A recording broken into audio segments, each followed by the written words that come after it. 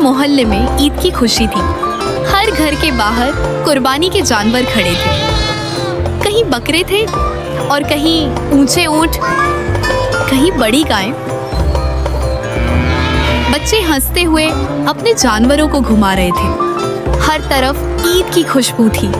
लेकिन उसी मोहल्ले में एक बच्चा चुप था, क्योंकि इस साल उसके घर कोई कुर्बानी का जानवर नहीं आया था।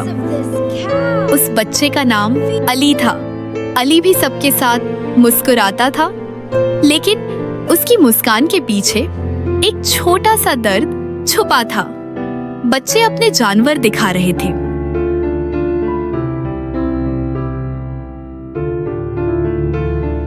अली चुपचाप खड़ा था।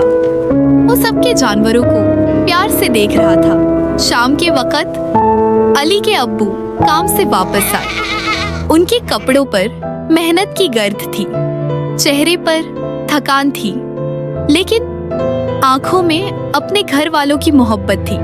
रात खामोश थी और अली दिल ही दिल में एक छोटी सी दुआ मांग रहा था। अगली सुबह अली फिर मुस्कुरा रहा था और सबके जानवरों का प्यार से ख्याल रख रहा था, और उसके दोस्त उसकी छुपी उदासी समझ गए। अली के पास अपना जानवर नहीं था, लेकिन उसके दिल में सब जानवरों के लिए मोहब्बत थी। वो किसी को पानी पिलाता, किसी को चारा खिलाता और सबकी खुशी में अपनी खुशी ढूंढ लेता था। प्यारे बच्चों, असली खुशी सिर्फ अपनी नहीं होती, बल्कि दूसरों के चेहरे पर मुस्कान लाने में होती है। और याद रखो, एहसास और मोहब्बत सबसे खूबसूरत कुर्बानी होते हैं।